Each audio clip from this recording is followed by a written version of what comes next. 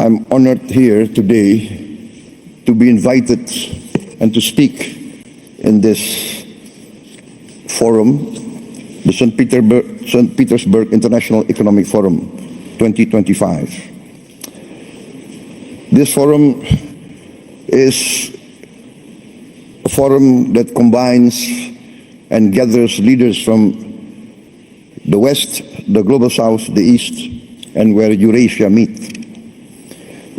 Indonesia views the summit as an opportunity to forge strategic trust, an opportunity to make deals in an increasingly complicated geopolitical situation. Deals that can benefit our shared survival and our shared success. On this occasion, I would like to introduce myself.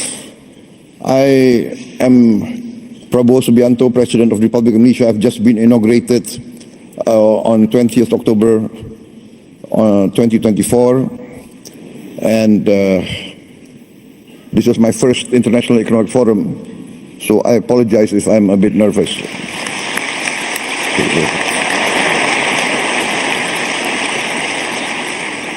Indonesia is the fourth largest country by population. Every year, there are 5 million new Indonesians arriving in this world. Every year, 5 million. That means every year, a group of people the size of Singapore. So in 10 years, there will be 10 Singapores in Southeast Asia. The size. I give this as an illustration of the size of Indonesia. This gives us great opportunity, but also gives us great challenge. Any leader of Indonesia must think how to feed 5 million more mouths every year, 5 million new school places, etc., etc. The hospitals, and more important and most important is the food. In my opinion, the duty of a government is first to protect its people. And to protect its people means to protect its people from hunger and from poverty and from the suffering of a challenging environment. Therefore, when I took over the government of Indonesia, my main priority was first to achieve self-sufficiency in food. Number two, self-sufficiency in energy. Number three, to improve the education level of Indonesians to be able to compete in the challenging era of the 21st century. And fourth, to speed up the industrialization of Indonesia. Indonesia has been fortunate in being given by the Almighty Lord vast economic resources. Vast economic resources. But these vast economic resources, if not wisely managed, actually can be a curse to our people. We have vast forests, we have vast minerals, we have a lot of commodities that are useful for the world. But this has to be managed well. And therefore, in my opinion, every country needs its own economic policy and its own economic philosophy. One of the big mistakes of many countries in Southeast Asia is that we tend to always follow the biggest and the most powerful power in the world. In the last 30 years, we see the dominance of the neoliberal capitalist classical free market philosophy, which basically tends to be laissez-faire. And the Indonesian elite followed this philosophy, and therefore, in my opinion, we have not managed to create a level playing field for all our people. There is vast growth. We have grown 5% continuously, especially the last 7 years. Yes, 35% in 7 years. But we have not managed to have this so-called trickle-down effect. The wealth remains at the top, less than 1%. And this is not a formula for success, in my opinion. Therefore, my position is this, that each country must follow its own economic philosophy. The economic philosophy that is in tune and that can be accepted by each country's culture and each country's background. Therefore, I have chosen the path of compromise, the path of the best of socialism and the best of capitalism. Pure socialism, we have seen, does not work. It's utopia. Pure socialism, we see many chances and many cases people do not want to work. Pure capitalism results in inequality, results in only a small percentage enjoying the fruits of the wealth. But our path is the path of the middle way. We want to use the creativity of capitalism, innovation, initiative. Yes, we need that. But we need government intervention to overcome poverty, overcome hunger, to intervene and to protect the weak. Because there's a danger in developing countries like Indonesia of what we consider the danger of state capture. The collusion between big capital business and government officials and political elite. In the end, the collusion between these two groups does not result in the alleviation of poverty and the widening of the middle class. Therefore, we have chosen the philosophy which, in essence and in simplicity, can be reduced to one sentence. The greatest good for the greatest many. That is our philosophy. Our government must work to bring the greatest good to the greatest many. And in this case, we have to have a clean government, free of corruption. And this, I think, is the key of rapid development. I am proud to stand here before you. In my 7 months of administration, we have achieved an increase in rice and corn production of around 50%. And this is the greatest increase production in the aggregate in the history of the Republic of Indonesia. And we have now in our government warehouses 4.4 million tons of rice, which is the largest reserve in the history of the Republic of Indonesia. In just a few months of my administration, we increased efficiency, we fight very strongly against corruption, we deregulate, we cut all the regulations which increase inefficiency, and we have seen the rapid results. I believe that if Indonesia can play a good role, a positive role in international relations, for instance, our participation in BRICS, we thank the government of Russia for supporting us to be a member of BRICS very fast. I think we are one of the fastest members to be accepted in BRICS.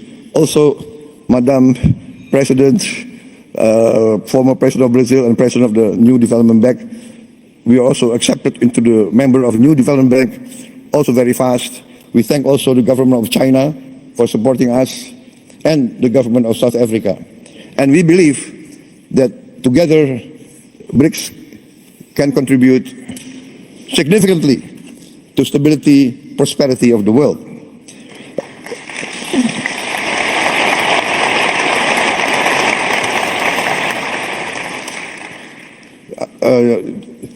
I would like just to tell us a slight story, not part of my speech, but I was asked why I did not attend the G7, but I attended the St. Petersburg Forum G5. And it's not because I did not respect the G7, it's because I gave my commitment to attend this forum before they invited me. So that's the only reason.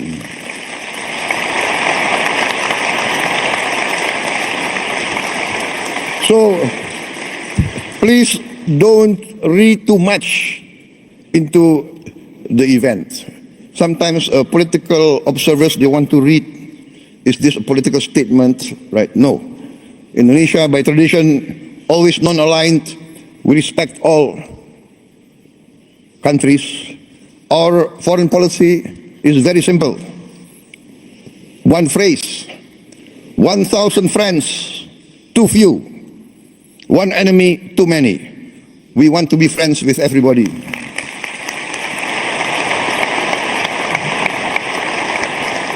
Only with friendship, collaboration, can we achieve prosperity. So thank you very much, President Putin, for inviting me.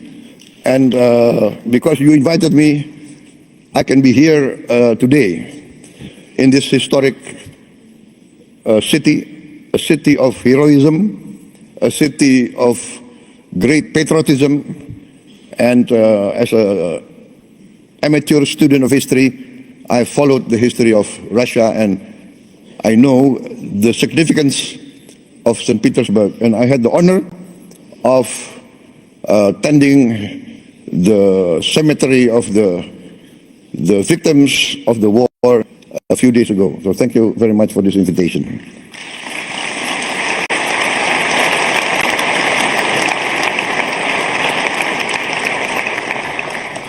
For many times I have said in many forums that Indonesia has chosen the path of non-alignment.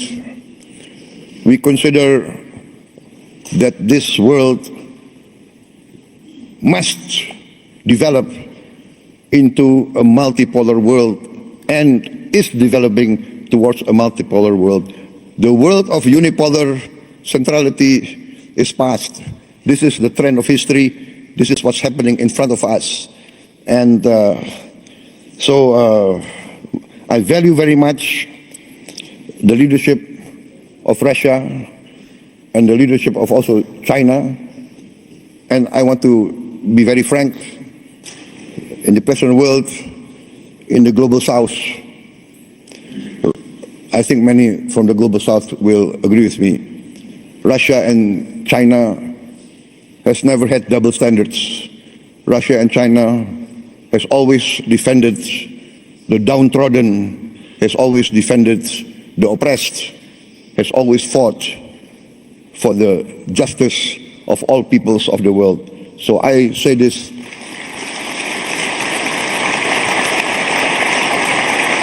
from my heart. Therefore, Indonesia wants to be a good partner and a strong partner. My experts tell me that in this first semester, our economic growth is more than 5%. Actually, it can really end up by the end of this year nearly 7% or even more. So this shows that we have chosen the right path and we are achieving our goals. I'm very convinced that we will achieve our goals within a few years. I've given the target 4 years self-sufficient in food, and we are experiencing that we can be self-sufficient in food within this 1 year. And we will be, in a few years, a net exporter of rice and corn. Also, now I've formed a sovereign wealth fund, which we call Danantara, which means the future energy of Indonesia. So this fund we make to protect the wealth of our children and grandchildren. The fund now has 1,000 billion US dollars of asset under management. And this year we have cash to invest of $18 billion. We want to work together with all strategic partners. We do not ask for assistance. We do not ask for handouts. We want to be a real partner. We want to achieve together real prosperity. We are open for business. We invite all groups from everywhere, especially Russian entities. Before I was elected, I was an entrepreneur, and I have good relations with Russian corporations. My brother has been active in this area for many, many years, I think more than 2 decades. So we know Russian corporations, and we would like to see Russia participate more in our economy. I've mentioned our foreign policy. We have always been, and we will continue to be, non-aligned. We thank Russia for helping us and for achieving the Indonesian-Eurasian Union SIPA, Comprehensive Economic Partnership Agreement. And we have completed also negotiations with other groups, Bloc CPTPP, also with the European Union SIPA, and we also request to join OECD. For us, the world and the planet is getting smaller. We will work together with you for peaceful collaboration, peaceful coexistence with all countries. We view with sincere regret the escalation and increase of conflicts around the world, especially in the Middle East, and we hope that all parties can come to a peaceful resolution as soon as possible. I think, distinguished guests, I've come to the end of my short speech. I apologize if what I say is not what is expected of me, but what I say comes from my heart. Thank you very much. Oke, selamat datang dan selamat kembali lagi di channel Mata Netizen kita. Di sini kita akan membahas bagaimana tadi tentang pidato Bapak Presiden Prabowo Subianto yang terpilih di 2025 ini, dan dia memberikan wawasan dan juga dia berbicara di forum besar di dunia yang ada di dalamnya, yaitu orang-orang tertinggi, presiden-presiden gabungan dari beberapa negara. Dan bagus sekali dan sangat membuat kita bangga menjadi warga negara Indonesia, bahwasanya pemimpin kita atau presiden kita menjadi pembicara atau menjadi juga tamu undangan spesial di beberapa negara dan untuk membahas kerjasama antar satu negara dengan negara yang lain, sehingga kita rakyat Indonesia banyak peluang untuk terus berkembang dan untuk terus menjadi negara maju dan tidak tertinggal di Asia ini.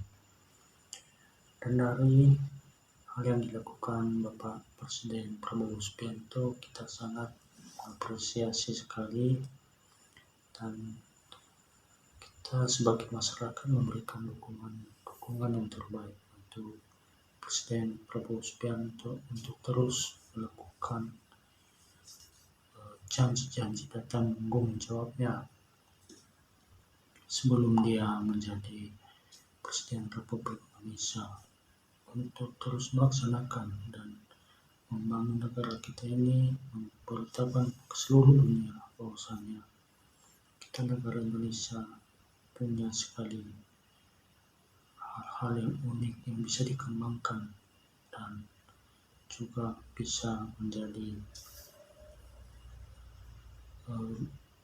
hal-hal motivasi lain di negara-negara lain, sehingga kita rakyat Indonesia berpeluang untuk mendapatkan segala akses baik dalam pendidikan maupun di bidang hal lainnya atau akademik.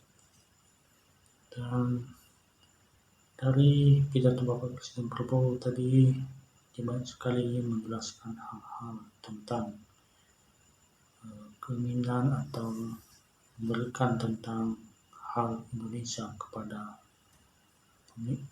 beberapa pemimpin negara di forum, sehingga juga tadi banyak yang sangat gembira atau menyambut dengan baik kedatangan Bapak Presiden Prabowo. Itulah kawan-kawan tentang hal video tadi, dan bagaimana menurut kalian? Berikan pendapatnya di bawah kolom komentar biar kita bisa saling diskusi bersama-sama dan membahas hal-hal lainnya tentang berita-berita yang ada di negara kita. Sekian dari saya, terima kasih.